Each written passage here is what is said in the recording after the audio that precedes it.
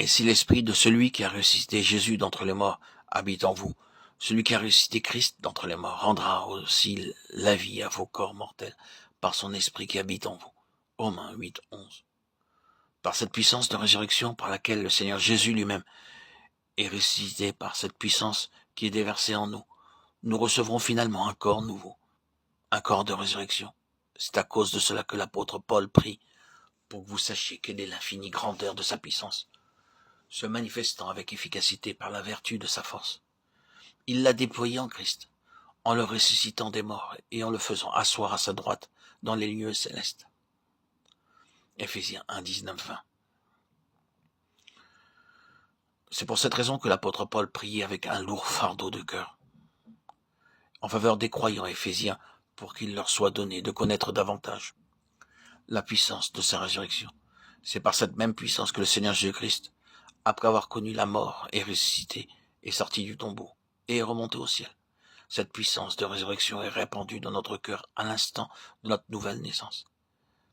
Elle continue à se manifester et à agir en nous, jour après jour, jusqu'à ce que nous soyons rendus conformes à lui.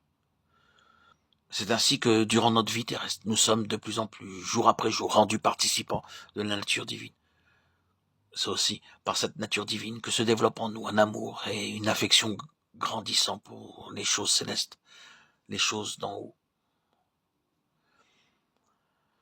Si donc vous êtes ressuscité avec Christ, cherchez les choses d'en haut, où Christ est assis à la droite de Dieu. Affectionnez-vous aux choses d'en haut et non à celles qui sont sur la terre. Colossiens 3, 1, 2.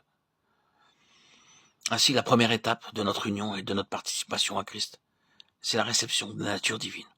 En nous appuyant sur les promesses de sa parole, nous les approprions par la foi, nous entrons progressivement de plus en plus dans la réalité de cette nature divine jour après jour, lesquelles nous assurent de sa part les plus grandes et les plus précieuses promesses, afin que par elles, vous deveniez participants de la nature divine, en fuyant la corruption qui existe dans le monde par la convoitise de Pierre 1,4.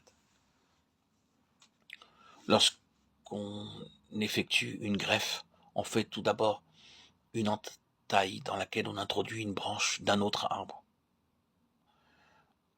Ainsi, quelquefois dans un temps très court, 2 ou 3 ans, la nature de l'arbre est complètement changée. Les branches changent, les fleurs changent, les feuilles, les fruits, tout change. L'apôtre Paul utilise dans Romains 6 le même terme de greffe pour dire que nous avons été plantés en Christ dans la conformité à sa mort. Ainsi, par la puissance de la mort du Seigneur Jésus, nous sommes amenés progressivement, lentement, à mourir totalement en ce qui concerne notre vieille nature.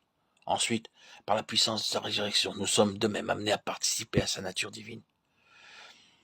Cette puissance de résurrection agit et se déploie en nous. Nous devenons justes devant Dieu, lequel a été livré pour nos offenses et ressuscité pour notre justification. Romains 4, 25. Nous atteignons ainsi le grand but que Dieu a en vue pour nous, à savoir d'être rendus conformes à son image. Ce n'est pas que j'ai déjà remporté le prix ou que j'ai déjà atteint la perfection, mais je cours pour tâcher de le saisir. Puisque moi aussi j'ai été saisi par Jésus-Christ, frère. Je ne pense pas l'avoir saisi, mais je fais une chose, oubliant ce qui est en arrière et me portant vers ce qui est en avant.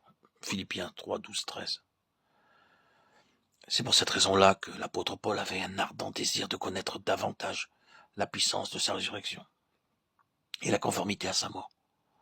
En fait, ce qu'il voulait dire, c'est que jamais il ne se sentirait satisfait aussi longtemps qu'il n'aurait pas atteint ce but que le Seigneur avait prévu et fixé pour lui.